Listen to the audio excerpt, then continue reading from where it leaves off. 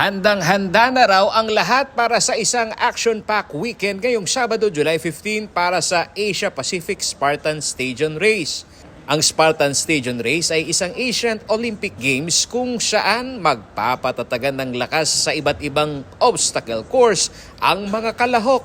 Ayon kay Mark Celis, General Manager ng Spartan Race Philippines, excited na silang idaos ang kanilang event sa world-class sporting facilities ng New Clark City. So this is the second time we're doing Spartan Stadium here in the Philippines. I've done Spartan Stadium in other countries, Singapore, in the US, and in Europe. But I would say that NCC is actually one of the best places to do the Spartan race at. Kasi andito na lahat eh. It's really world class, and as an athlete, you'll feel that you're really a national athlete once you're here. Bukod naman sa Athletic Stadium, bubuksan din daw ng Bases Conversion and Development Authority o BCDA ang Athletes Village para sa mga nais mag-avail ng accommodation para sa duration ng Spartan Race. I believe we have very affordable packages. No? Para sa mga gustong gumamit sa Athletes Village, they can contact our IPMD or Investment and Marketing Promotions Department para makamura. Kasi ito yung pinakamalapit, convenient din, tapos dito ka pa sa loob ng facility na ito. So, open naman po ang New Clark City for these needs. Ayon kay Marical Villamil, ang OIC ng Public Affairs Department ng BCDA, ang ganitong mga katulad na aktibidad ang higit na nagpapalakas umano ng lokal na ekonomiya sa rehiyon.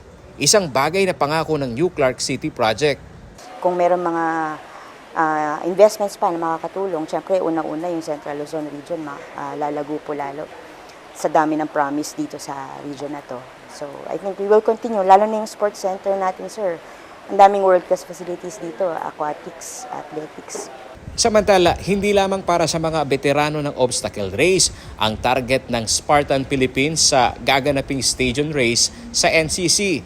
Bukas din daw ito sa mga beginners. Ramdam na ramdam din daw ng mga organizer ang suporta ng mga kabalin natin dito sa Pampanga.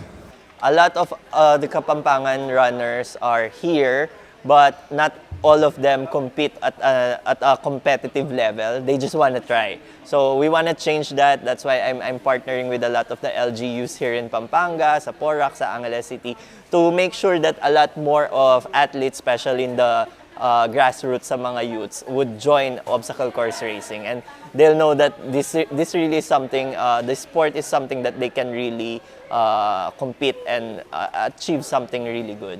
Isa sa mga participants sa Spartan Stadium Race ay si gymnast mom na si Selena Reyes. Ito raw ang pangalawang pagkakataon na tinanggap niya ang hamon ng karera. Even after having kids, after having a family, sabi ko, kaya ko pa pala gawin ngayon. Mas na-enhance ko rin yung sarili ko now na kaya ko pang gawin, kaya ko pang i-prolong yung mga ginagawa ko before, kahit up to now. So even up to now, natuwa ako because my kids now are also enjoying. Magsisimula ng alas 8 ng umaga at tatagal hanggang alas 3 ng hapon sa July 15 ang Spartan Squadron Race. Isa lamang daw ito sa mas marami pang sporting events sa New Clark City at asahan pa raw ang ibang mga aktibidad sa mga darating na araw.